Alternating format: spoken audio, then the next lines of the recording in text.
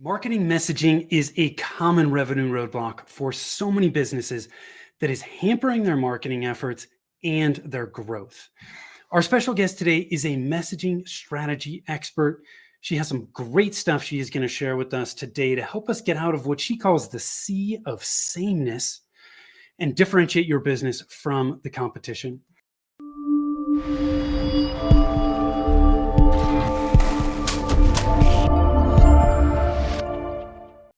Hi, I am Tim Fitzpatrick with Rialto Marketing, where we believe you've got to remove your revenue roadblocks if you want to accelerate revenue growth. I want to thank you so much for taking the time to tune in. I am really excited to have Aleya Harris from Flourish Marketing with me today. Aleya, thanks for joining me. Tim, thank you for having me. It's been wonderful getting to know you already. I'm excited for this conversation. Yeah, me too. I know we both like StoryBrand. You're certainly much more involved in StoryBrand than I am, but I love what StoryBrand has done, and I can't wait for you to share what you've learned today. Before we do that, I want to ask you some rapid fire questions. I know you've got a young baby at home, but you got some sleep last night, so I'm sure you're ready to rock. I am alert. I am fueled by sleep and a dream. Let's do this thing. Okay, I love it. When you're not working, how do you like to spend your time?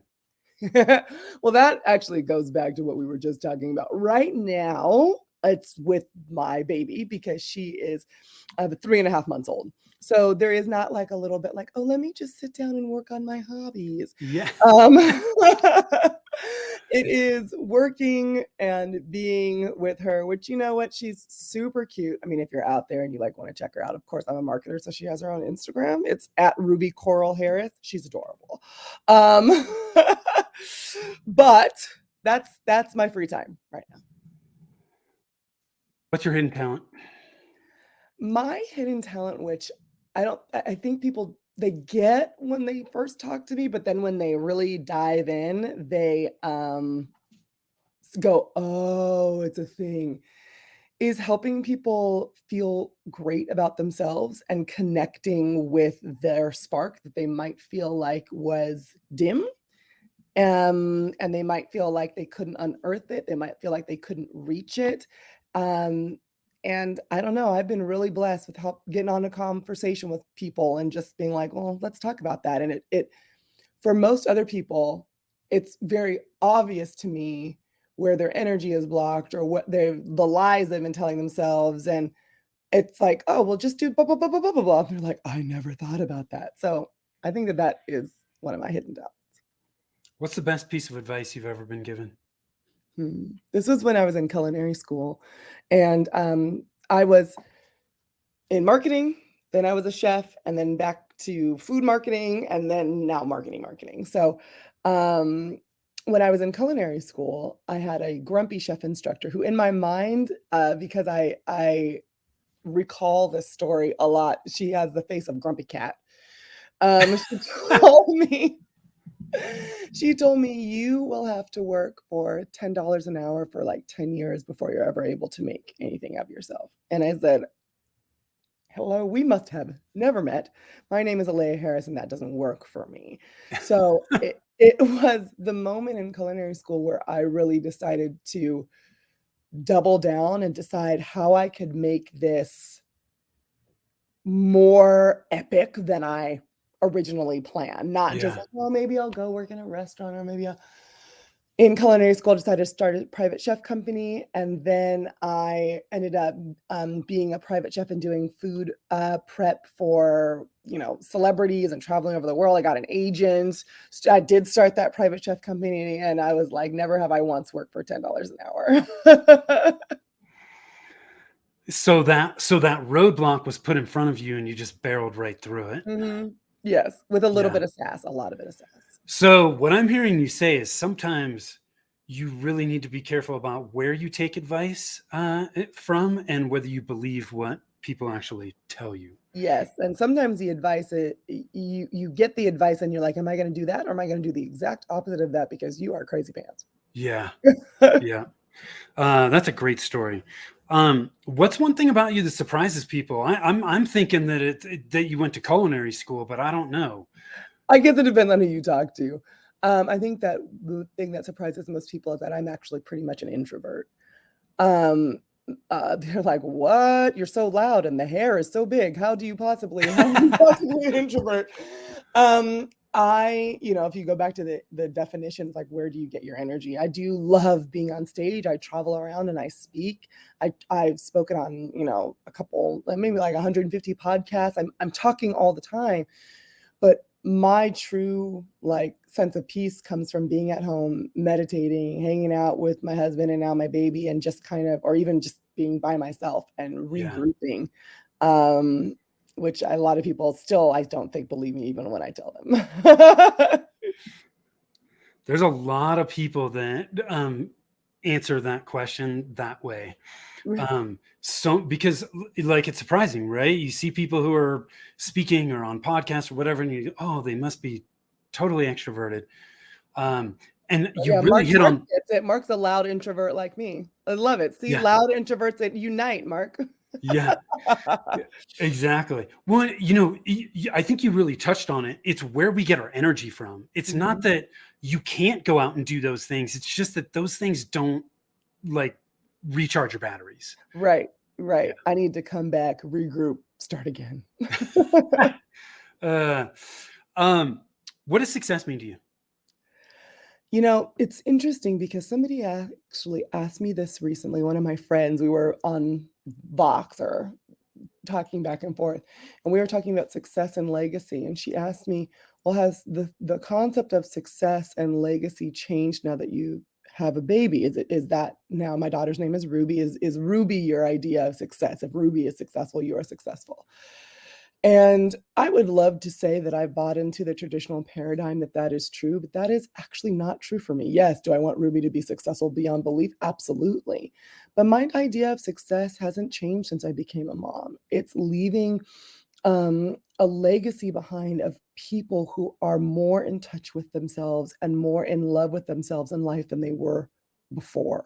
And that, I mean, one of those people will be my daughter. My daughter will learn how to do those skills for herself and other people. But that is what success looks like. And coming with that is the money because, I like food and fancy cars. Yeah. And coming with that is, the fame, etc. But my idea is I have this concept of a legends concert. Like, have you ever watched like the BT Awards or the VH1 Awards or the MTV Awards? And at the end, they honor someone like Chaka Khan or Madonna or Right. Cher or whatever, right? And then all the newer artists are up on the stage singing their songs, and there's a different feeling in the room, right? Like Beyonce's Legend concert will be very different from Lady Gaga's Legend concert, right? It'll Yeah. feel different. There's a different emotion in the room. And I always like to think of what in my Legend concert, hypothetical because I've not made any songs, hypothetical Legend concert, what would the feeling be in the room? What would people be singing or saying about me from the stage in their speeches as I go up to get my, lifetime achievement award? And I want it to be that there's no one in the room that remained untouched in their heart by me. Everyone felt like they somehow came into themselves in a more beautiful and unique way because they had me in their life. That's what I want. Where's your happy place?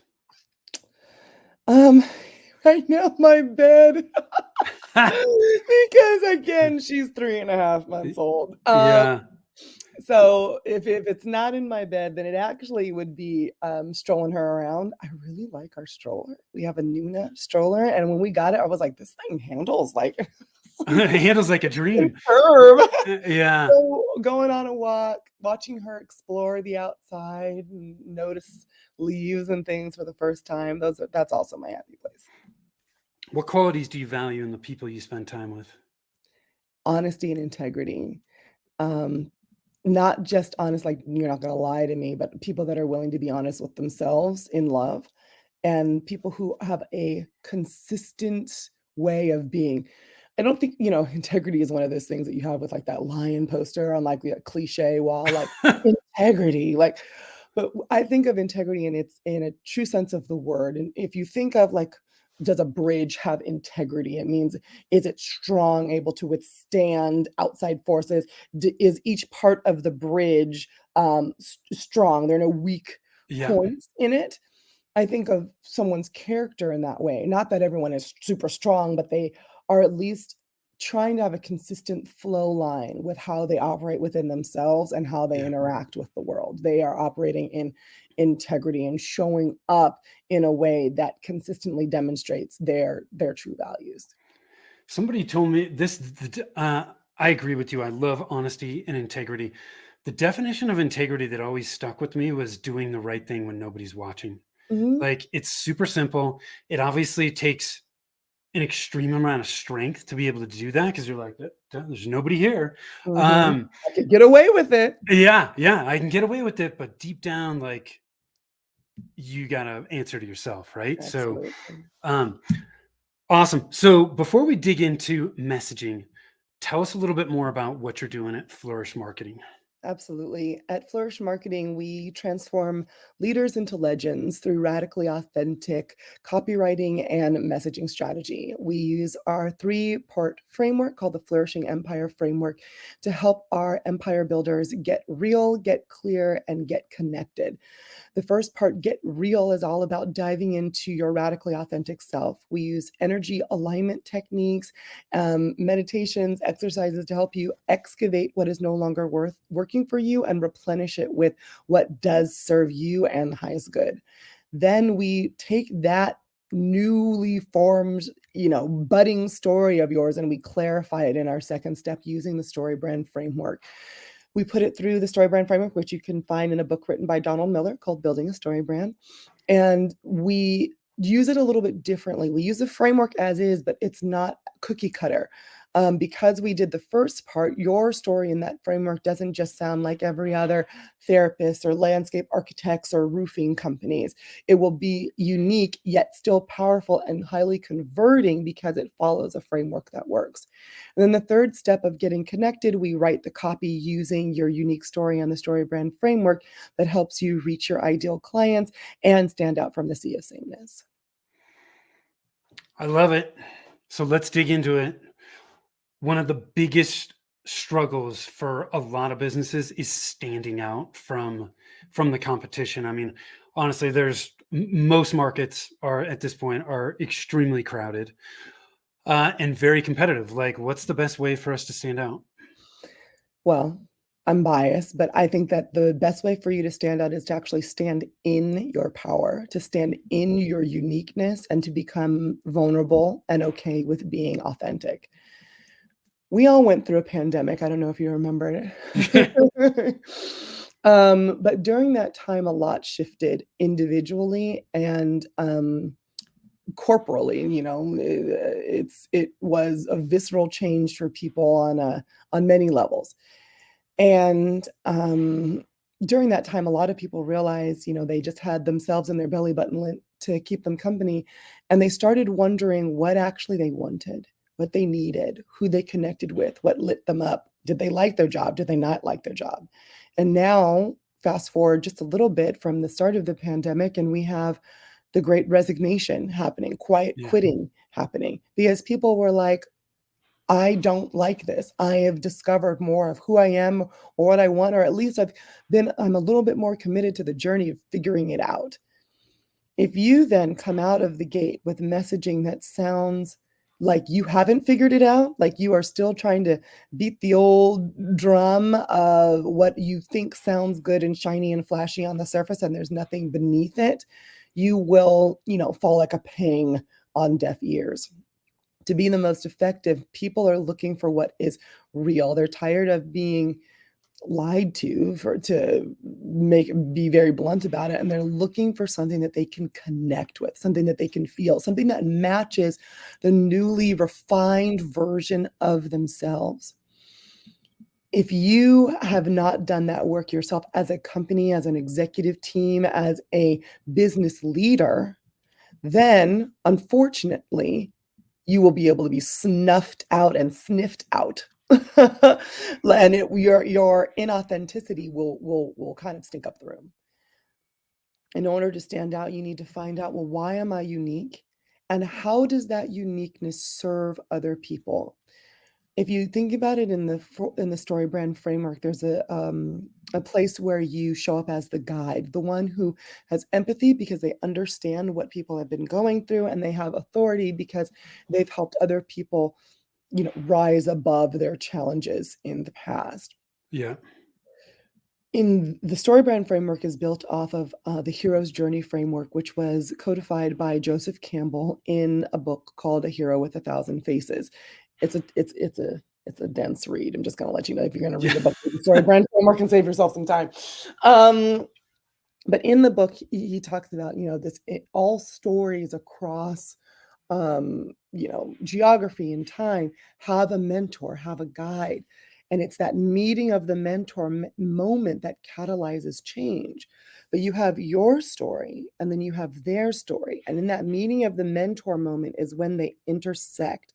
And in the middle here, don't you like my diagram? Yes, In I the love it. middle here, you have the our story. You have this meeting of the mentor moment, which creates a new story to be formed. When you're writing your copy and you're trying to understand how to stand out, it's not just about, being crazy and zany and kooky. It's about, I am crazy and zany and kooky, but for someone else, I'm a perfect match. So let me write my story in a way that that person can find me as their mentor to guide them through a set of problems. It goes back to the thought of your ideal customer and having an ideal customer, because you cannot serve everybody. Yeah. If their story doesn't match your story, and if you have a meeting of the mentor moment and you pass like ships in the night, then they are not your client. If they don't have a problem that you solve while still standing in your power and your radical authenticity, they are not your client. So once you discover who you are and how you want to approach the world and the conversation and show up, then you begin attracting the people who need you to be exactly who you are. They need you to stand in that power because that's what they've been missing all along. It's very different from if you're a landscape architect. I plant pretty flowers and we'll make sure your lawn looks great. Like, Yeah. that's great. But if you're someone who is super competitive, and yes, you're a landscape artist, but it has to be perfect, and you're always trying to one up the next person, you're like, oh, that's such a bad quality of mine. Is it? Or could you then take that quality and your skill and transform that into messaging that is not, I plant pretty flowers and you have great lawns, and instead it is, I will help you have the best house on the block. Right. You've been trying to, beat the Joneses next door for years, and they just will not give you the name of their landscaper. But if you want to have the best house on the block, you want your yard to showcase the status that you've attained. You've worked hard. You are a professional in your career. Your house should reflect that on the outside and the inside. Yeah. I'm the person for you. It's very different messaging than I plant pretty flowers, right? I'm envisioning a landscape artist, if you Mhm. will, Yeah, rather than a landscaper, right? exactly.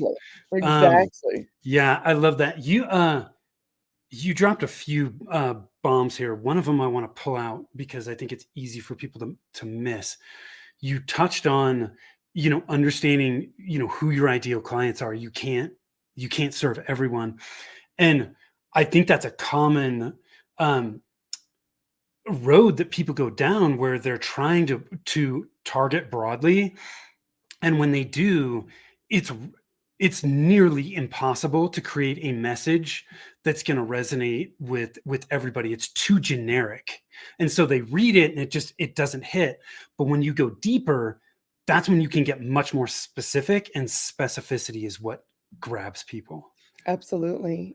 What's happening in that circumstance is that you're making a fear-based decision when you try to market towards everyone, because you're Yeah. saying, I don't wanna leave any money on the table. Oh my gosh, I'm so scared of, ostracizing someone, and someone won't pick me because I've gotten too specific. Yeah. No fear-based decision is a lucrative decision. You will not make money trying to target everyone. You need to pick a lane. Yeah. and stay in your lane. This goes back to what I was talking about, excavation and replenishment, fear and resentment and any type of negativity.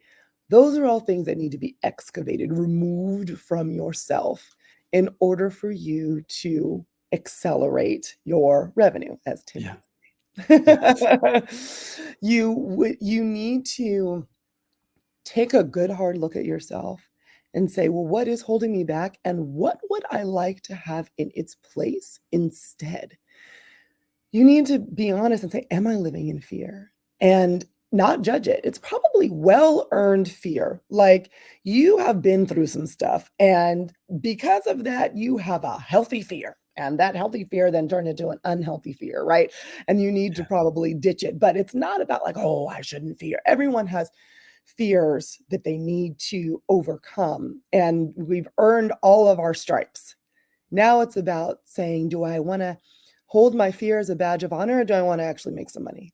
Which one tickles your fancy? Yeah. And if it's the last one where you want to make some money, which is my choice always, Yeah. I think that it probably behooves you to take a good look at what really you are scared of. Are you scared that you won't hit everybody because you really don't know how to market your business? So you're just like, well, let me shotgun it. It's got to hit somebody because I don't really know what I'm doing. Are you scared that you need to hit everybody because you don't feel like there are enough of your ideal client? That could be one, because you really don't know your products and services and you're like, oh, I don't know if this is really going to hit who I need it to. Or it could just be a total story and a fallacy that you've made up in your head, which again, there's no judgment. We all do it. But Yeah. why are you so scared? I remember when I wanted to, I work in verticals. So I niched down originally to the wedding catering and events industry. The next vertical I'm working with primarily, externally going after, is the med spa industry.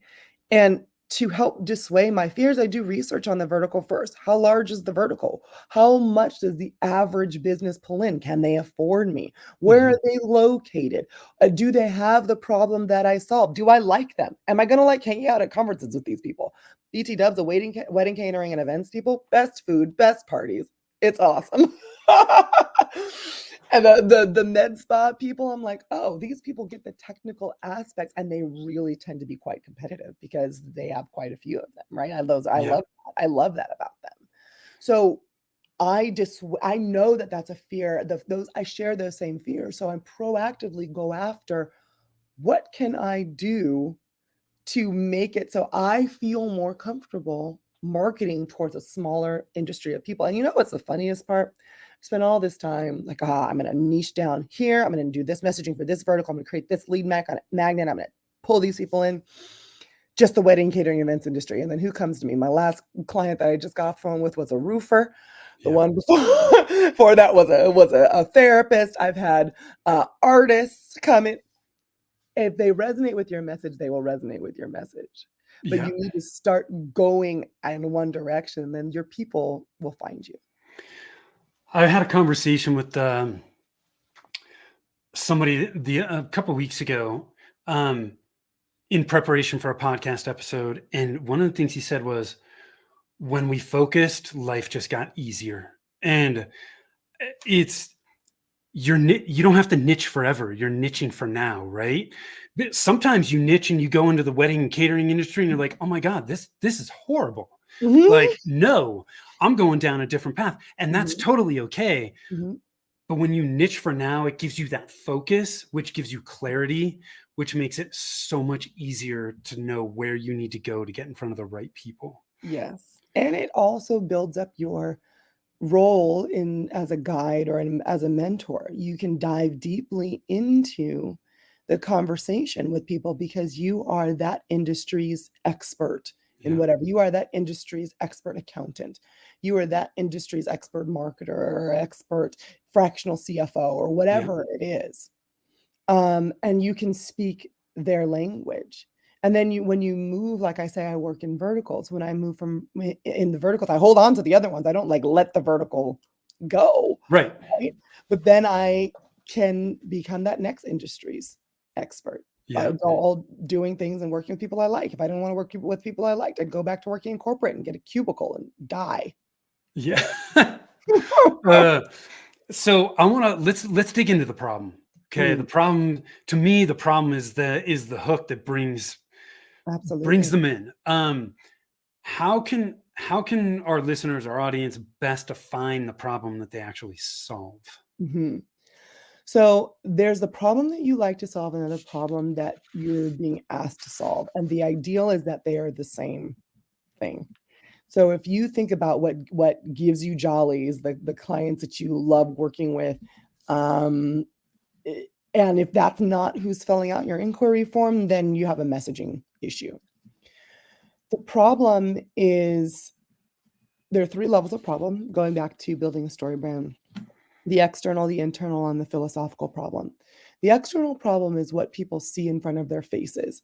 So, for example, let's go back to our landscaped artiste. Yes. Um, the problem that his ideal client has in front of their face is, one, their yard is subpar. It's probably not trashy, right? We're not talking about they have like their RV parked across their lawn and a broken down car and like that's not who we're talking about. We're still talking Right. about people who have some type of ability to have like clean lawn, but it's not people aren't slowing down their cars as they drive by, right? Yeah. That's what they want. So their problem is that their lawn is just meh and they don't know how to make it magical, right? Yeah. So how does that make them feel? That is their internal problem. They're shopping to solve their external problem, but they buy to solve their internal problem. So their internal problem is they're embarrassed because they it could be better. They're frustrated because they've gone through 5 landscape architects and all they can get is really nice grass. They're overwhelmed by this trying to get what they want and managing it in their busy schedule because they have a lot of things to do.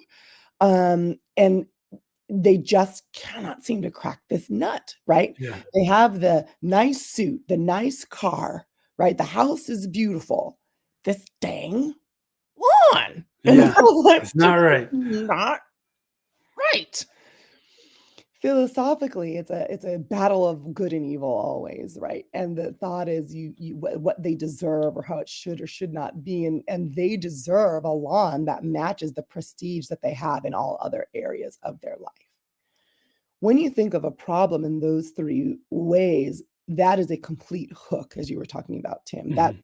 when you can hit them, as I like to say, in their head, their heart, and their gut, that is when you've captured their attention fully. When you get them understanding what their problem is and you're able to articulate it back to them, because most likely they haven't really been able to articulate it to themselves. And then you can say, this is how this makes you feel, right? That sucks, man. I would not want to be this frustrated over a lawn. It should be a problem that is solved relatively easily if you can get the right person in there. You have been able to say to them, I understand you, I get you. And then the next stop is for you to tell them how you can solve their problem better than anybody else. Let me ask you this, because I think some people may be thinking, well, gosh, I solve multiple problems, right? How when you look at the variety of problems that you might solve, how do you really hone in on the one problem, right? Do you dig a little bit deeper to find like the root problem of all the larger problems? What help me out here. That kind of depends on why you have multiple problems. So you could have multiple problems because you have two very distinct ideal clients. So let's say that you are a nonprofit organization and you have the donors as a Yes, client, and then you have the people that you're actually like giving serving. money to and you're serving, right? Yeah. So then there are two distinct problems, and you speak to each one and you're very clear on who you're talking to. You might even on your splash page on your website say, do you need services or are you wanting to donate? And you have them self-select and then you dive more deeply into that problem. You still have the overarching problem that you saw, which most likely ties into who you are serving, the your mission, if you will, right? If in another case you really have one ideal client and you're like, oh, but they come to me for all of these other issues, then yes, you're absolutely right, Tim. You dive into what is the deep underlying problem. If you're like, I don't know, go back to your inquiry forms. Send out a survey that straight up asks your client, what is the problem that I solved, your previous clients, what is the problem that I solved for you? How did you feel after I solved that problem for you? What does life look like now that I have solved this problem for you? Yeah. You don't have to be a mind reader. A lot of the times people feel like all of a sudden when they're entrepreneurs, somehow spirit drops onto them this knowledge of everything that they need to know. No, go and ask. Go ask your clients. Go and do a poll on LinkedIn. Send out an email, right? Go pick up the phone and call some people so that you can understand what is the one that they solve the most. Now, you say, okay, Aleya, though, but they gave me two distinct, clear problems. I don't know how to connect the two of them. Which one makes the most money? That's what I always go back down to, right? If you solve the big problem, can you make more money? Do you feel comfortable? Do you have the infrastructure to solve that problem really well? Then go for that one. Or are you doing a volume play where this other problem might be smaller, but you might have to charge less for it, but you're like, but I can sell this thing like hotcakes. I can sell 500 of these a month, right? And that solves a smaller problem. But they should still be linked because otherwise you have two separate companies, right? If the problems are that diverse, you still want to link them together somehow. But for example, we help you get radically authentic in your marketing and messaging strategy, right? Our entry level at the time that I'm talking to you right now is $7,500. For the majority of our clients, that's great. For a lot of the folks in the wedding catering and event industry, especially my newbies, that's not so great. Yeah. They're like, what? What? They're like, yeah, I want to get radically authentic. I want this big messaging strategy. I see that you change people's lives, hearts, and businesses, but I can't afford that. And I'm like, oh, but I love them and I still want to work with them and I want to build them up so that in a year or two, they can afford that larger service. They just need to know what they're doing wrong. So then now I'm launching an audit, $500. I will go through all your stuff and tell you exactly what's wrong and what your next steps are, right? Yeah. So it's still related to my framework. The what I'm going to tell them is wrong is based on the 3 stages that we've gone over, right? I'm going to move forward in that same direction, but I'm like, if you can't go for this big shebang and you just really need to know where you're messing up and you're going to go try to DIY it, go with God, my friend. Here's exactly what you need to do. Yeah. Yeah. So this leads me into my next question about once we've kind of identified, how we're going to stand out and what that problem is, sometimes we're going to have to realign our products or services around all these things. How do we do that? It's very interesting because going back to the client, the roofing company, not the landscape architect, but I was working with a roofing company, and I got had him give me some roofing knowledge, right? So I had a baseline, and I don't know if you noticed, but I'm not a roofer. Yeah. Not my jam. But he was like, well, this is what they all do. And this is what frustrates me about what all the other roofing companies do. They don't show up. They're not transparent. They're trying to just sell you and salesy. And it's just horrible. I hate it. And I said, hate is a strong emotion. Let's work with that.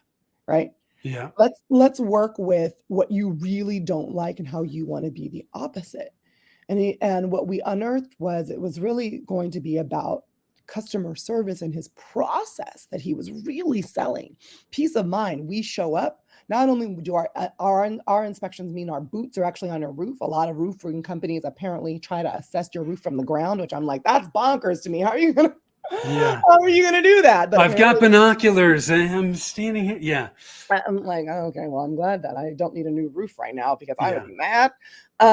We get on the ground, we get in the attic. We have this 10-point inspection that we're putting together that is proprietary for just us. And I said, that's how you redo your service. It's not about, oh, do I need to change shingle vendors? Or I need to have a new logo. His logo is actually adorable. So I was like, we got to keep the logo no matter what we do. But it's about how you're delivering the service and what you're pulling out. It involves you then making sure that you stand in integrity with the messaging you're coming out with, right? If you're going to be the ones who show up and are more thorough than everyone else, what does that look like for your end-to-end process? How are your forms built? How are your automations created? Yeah. How do you ensure that you will be on time with your calendar blocking system, right? So sometimes it's, how do you operationalize the products and services that you already have, and you're not actually needing to adjust them very much. Yeah. In a situation like this, the way that I tend to advise clients that I worked with over multiple years is, in the beginning, you lean into that service development and that service delivery model, and then you start charging more for it, because you're providing peace of mind that no one else can provide and no Yeah. one else is doing in the market, right? And so then it not only becomes that you get the better clients, you get the clients who you want to serve, but then you also start making more money from it. When you're thinking about like, okay, well, I don't think that it's how I deliver my services, but I think it's my actual services that need adjusting. Go back and get real simple. Usually, if you've been in business for a while, you have the bells and the whistles and the add-ons and the this, and everything's custom. Yeah. Exhausting, isn't it? Aren't you tired? Yeah. Yeah. Yeah. Yeah. I'm tired thinking about it. Tired thinking about it. Go back. What is the one problem that you solved? And what is the best way to solve that problem? Now, I did this, and it involved me taking I had a strategy session service. When I very first started, I had some feelings of unworthiness. So the strategy session was $600, something like that. And it was a different service than what I offer now, but at the core was the same. I was still using my over a decade of marketing experience to help people do their business. I was a steal of a deal. Yeah. And then as I refined the service and I got more in touch with who I was, that service is $7,500, right? And it's really truly game changing for most of my clients, because they can see a vision that they haven't been able to see before, and they see a way out of that sea of sameness. And I realize that that is what I'm providing. And the fact that they will make hundreds of thousands of dollars because of that direction is really what I am pricing. But the service needed to change, and the pricing needed to change once I realized the problem that I was truly solving, which means that you might need to get comfortable with changing your audience, outpricing your current clientele, moving Yeah. forward in a different direction. Now, I don't recommend you do that overnight. You always build your audience up first before you jump ship, because otherwise you end up with nobody to buy your thing, even though it's great. Yeah. But your service needs to match that problem. And as opposed, like, we totally did this. I offered, like, I think it was 12 separate entry point services. It was exhausting. Hated it. Now we offer one entry point and then a retainer as the actually externally communicated service. Now, if someone comes in and they have something really fun, yeah, we do total custom stuff, but it has to be fun and lucrative for us to do that, right? Going from 12 to 2 has made us be able to focus more, has made us stronger, has made our messaging stronger, has made the deliverable better. But we only did that once we realized that the problem that we solved was actually a much bigger problem than we thought we were solving. So getting more simple and more basic around, hey, this is the one problem I solve. And then thinking about the book, The One Thing by Yeah. Gary Keller, Yeah. right? One of my favorite books. Yeah. And one of my favorite thoughts is what is the one thing that I can do today, right now, that will make everything else easier or unnecessary? What is the one product or service that if your client does nothing else to solve their problem, that will make everything else in their life easier or unnecessary? That's the product or service that you come out with. That's the one that you lead with. Yeah, that's the one you lead with. And Yeah. you can have other ones or not. One of my business coaches, she has her own business, but then she also is she's married into a family business. And they produce a hook. Yes, a hook, like a hook that you put on your wall. It's a safety hook.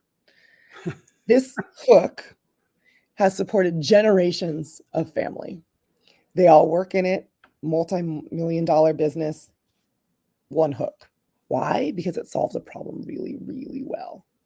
And schools want it, churches want it, hospitals want it. It's a safety hook. It's like, I guess if it's eye line for the kiddos, they're not going to jam their eye in it, something like that, right? So however the hook is, I actually don't even know what the hook looks like. It's on their website. I could go look, but I was just so astounded by the story, right? And she said, yeah, why work harder than you have to? Our one hook, as opposed to being like, oh, I need to have 50 million products. She goes, we work in this vertical, and then we can use that one hook in the next vertical, and then rinse and repeat. You don't need to use your products and services to show off your intelligence, which is what a lot of people end up doing. They're like, oh, but I am so smart. I can offer these 5 million things so everybody knows how good I am and how smart I am and how accomplished I am that I can do these 5 million things. Yeah. Or you could just like talk about like other cool stuff on podcasts and sell one thing and like stop working 14 hours a day and start building something that's sustainable, right? This reminds me, one of my favorite quotes is simplicity is the ultimate sophistication. Right? It's so easy to overcomplicate things. It's far more difficult to really boil things down to their simplest form. But gosh, if we can get there, everything becomes much, much easier. Absolutely. It's almost like, I think it's a Mark Twain quote where he wrote a long letter, and he said, I'm sorry that this letter's so long. If I had more time, it would have made it shorter. Yeah, exactly. It's much more difficult to shorten, to tighten, to make things concise, to make things really great. Doing shotgun products, I'm going to throw this product out. I'm going to throw this product out there. I'm going to throw this product out there, means that you are scared to take time to sit back and take a look at yourself and your products and refine them. That takes time, that takes attention. It takes you ignoring the next shiny, bright object, right? So that you can focus. If you really believe in your product, if you really believe in your service, you will allow it to shine for you in a way that you can't do if you're always jumping on to the next thing. Aleya, this has been awesome. Any last minute thoughts you want to leave us with today? No matter how large your business is, if it's just you and you use the royal we on your website, or if that we really means multiple people, Yes, you cannot afford to compartmentalize. You need to look at yourself and your business in a larger context. Who are you in relationship to yourself? Who are you in relationship to the world? How do you become so radically authentic that you don't feel the need to change and shift who you are and how you present yourself in every conversation and in every piece of collateral you put out there? But instead, you are shining so brightly that your people can't help but find you. That takes vulnerability. That takes a lot of courage, but it also is the route, especially now, to building a sustainable foundation for a business that people, when you are gone, will talk about your legacy and the legacy that you've created. The story that you're creating now is the story that people will tell after you retire and after you pass on. So what story are you writing? And is it a story that you like, or is it time to turn the page and write a new one? I love it. Aleya, thank you so much. Where can people learn more about you if they want to reach out? You can go to our website, which is so lovingly scrolling across the bottom, Yeah. flourishmarketing.co. You can also download lots of our free stuff at flourishmarketing.co/freebies. And on there, we have a guide that takes you through our 3-part framework. We have a couple of quizzes. We have my favorite freebie, which is a 20+ page guide on how to recalibrate and excavate some of that stuff you got rattled around in there with, it has video resources and exercises and all kinds of good stuff. So freebies are always my jam. That's where I recommend you hang out. Awesome. We will make sure for those that are listening, we'll make sure that all that stuff gets in the show notes. Go over to flourishmarketing.co. Aleya, thank you so much. I appreciate the time. We could probably continue to chat for quite a while about this. But we have other things we have to do today, right? You have a baby to feed. I do, and I can hear her in the background. If you guys have heard her, she's like, I'm giving you 5 more minutes. Yeah, she's saying, Tim, shut up. Run me the bottle. Where's the bottle? That's right. Well, Aleya, thank you so much. For those of you watching, listening, thank you so much. I appreciate you. We've talked a little bit about target market today and ideal clients. We've talked about messaging. These are 2 of the 9 revenue roadblocks we help people remove so they can accelerate growth. If you want to find out which roadblocks are in your way, you can do that over at revenueroadblockscorecard.com. You can also always connect with us over at rialtomarketing.com as well. So thank you so much. Till next time, take care.